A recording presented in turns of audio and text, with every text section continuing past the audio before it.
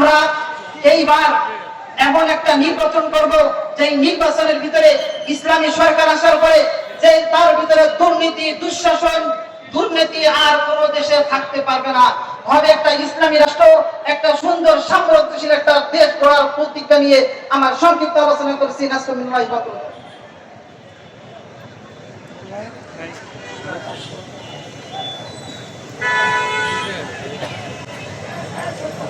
আলহামদুলিল্লাহ, সংগ্রামী সাথী ও বন্ধুগণ, বিশাল এই গণসমাবেশের পর্যায়ে অত্যন্ত গুরুত্বপূর্ণ বক্তব্য নিয়ে আসছেন ইসলামী আন্দোলন বাংলাদেশ খোকসা উপজেলা শাখার সংগ্রামী সেক্রেটারি হযরত মাওলানা মুহাম্মদ নজরুল ইসলাম।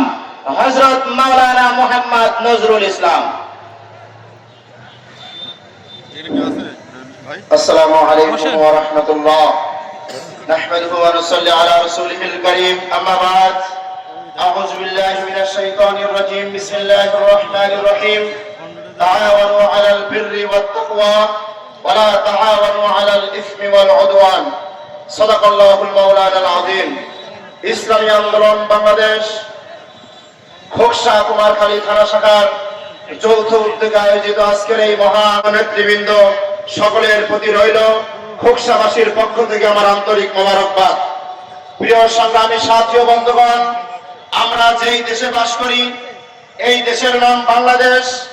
এই দেশের আলো বাতাসে আমরা বড় হয়েছি। এই দেশের মধ্যে যদি আমরা শান্তির পরিবেশ তৈরি করতে না পারি তাহলে এইটা আমাদের জন্য বিপজ্জনক এবং আমার অন্যান্য ভাইদের জন্য বিপজ্জনক। কথা ঠিক। 54 বছর, এই 54 বছরে আমরা কি পেয়েছি?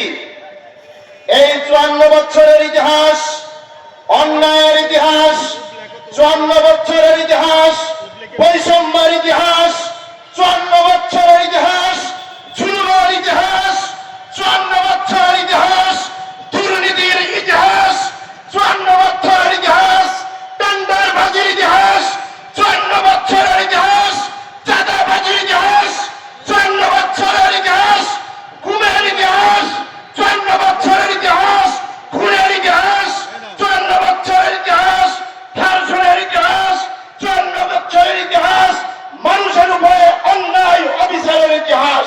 ঠিক আছে, মানুষ এই অন্যায় থেকে বাঁচতে চায়, মানুষ মুক্তি চায়।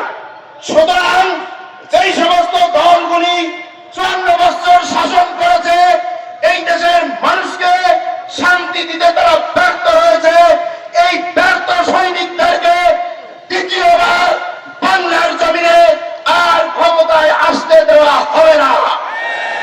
ঠিক না? অন্যায় অবিচার জুলুম